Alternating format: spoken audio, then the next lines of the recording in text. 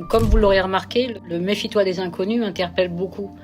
Parce que 85% du danger, c'est ce que je disais auparavant, en général, les enfants connaissent déjà cette personne, ils connaissent le prénom de cette personne. Et c'est pour ça que le méfie-toi des inconnus, je le répète encore une fois, il y a deux versants en fait. Il y a d'un côté l'inconnu dans la rue, celui qu'on voit dans les films ou celui à qui on dit ne parle pas à cet homme-là. De l'autre côté, il y a le tonton du dimanche, l'ami de la famille, le petit entraîneur adoré, enfin, etc. Et j'en passe et des meilleurs.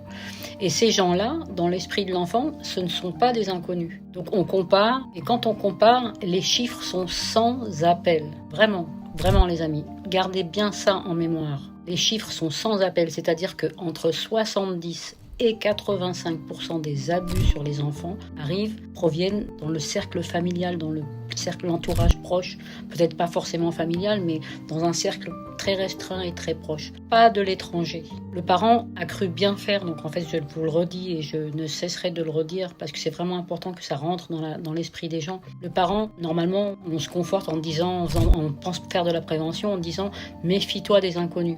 Mais en fait, l'agresseur, lui, il est déjà dans la bergerie. Le loup est déjà dans la bergerie parfois. Donc, il dîne souvent à votre table, il vient faire des pique-niques dans l'après-midi, ou on lui confie nos enfants en pensant que c'est le tonton adoré qu'on connaît depuis tout petit. Et sincèrement, ce n'est pas votre faute. Ça peut arriver à tout le monde. Ce que je voudrais, c'est mettre un éclairage là-dessus, parce qu'on n'a pas les bons outils. Personne n'a les outils pour des tragédies de cette sorte.